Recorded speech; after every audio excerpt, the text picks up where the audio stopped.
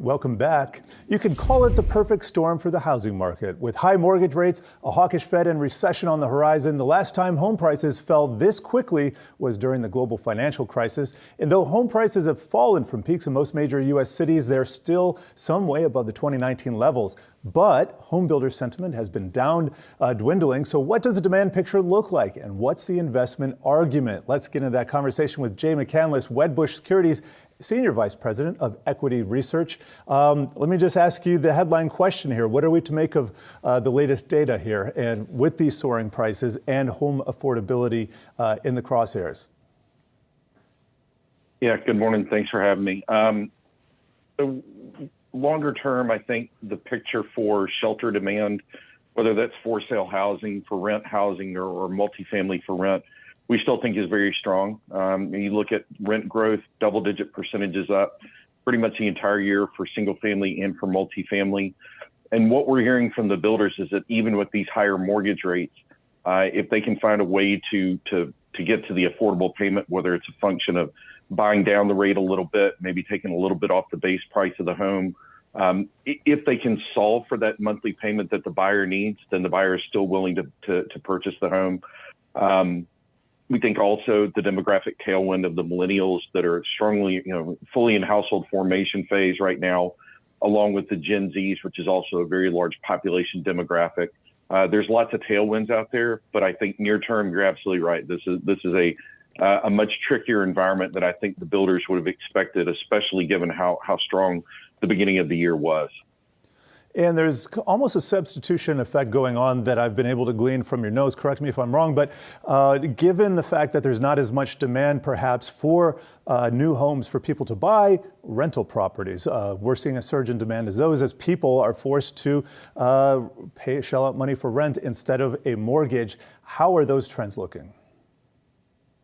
They're actually looking pretty good. And what we've heard from our home builders is that you're not going to completely replace consumer demand with the demand from the single family and the build to rent landlords, but it is a more affordable option for people. And it also, for my home builder or for the home builders we cover, it gives them an option to be able to sell maybe some homes that they couldn't have sold in this mortgage rate environment. So it's not going to fully replace the consumer, but yes, I think the demand for housing, rental housing especially, is out there, and it's providing affordable housing for the consumer, but also a means of selling some homes that the builders have, maybe built an expectation of the consumer wanting them, and now they're going to sell it to these institutional landlords. Either way, it's the emergence of this new buyer class over the last decade, I think, has been a win-win for both consumers as well as the building industry. That's interesting. When you say fire, you're talking about finance, insurance, real estate, I believe. Just in terms of input costs, we can look at the materials and we can get into lumber prices. We can also get into wages that are paid. And I think that's appropriate to talk about because we just got a bunch of data this morning from the BLS on the job front. How about these sources of costs for these businesses? So for our thesis around the jobs, that as long as we're seeing some type of continued job creation, that is going to be good for demand, good for the industry, because typically job growth leads us into recovery, and job declines typically precede tougher times for the builders. So good to see that we are still growing the jobs picture. In terms of input costs, what we've seen is that lumber prices, which have been extremely volatile for most of COVID, yes, actually had a pretty benign quarter.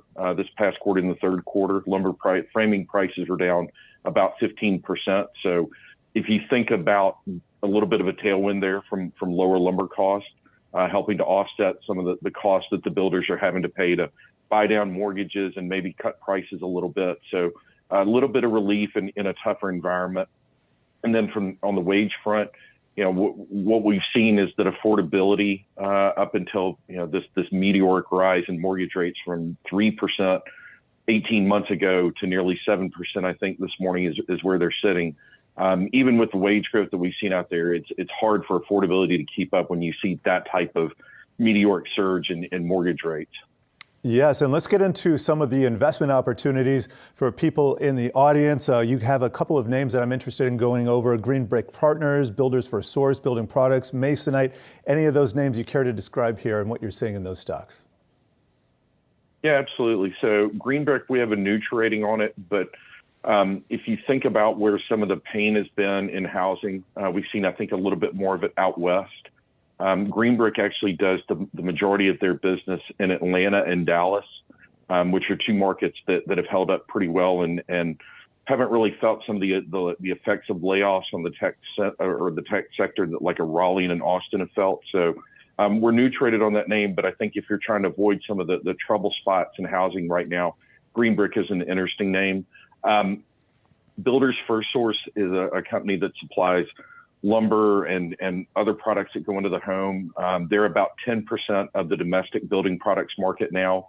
The decline that we saw in lumber prices this past quarter typically is not as good for them. But if you think about their ability to grow market share and get bigger in this environment, especially because they don't just sell to single family builders, they also sell to multifamily, sell into commercial, which we've seen commercial construction spending actually start to rebound over the last 6 months. So even though they may be a little bit slower demand for their single family product, they do have other avenues that they can sell into.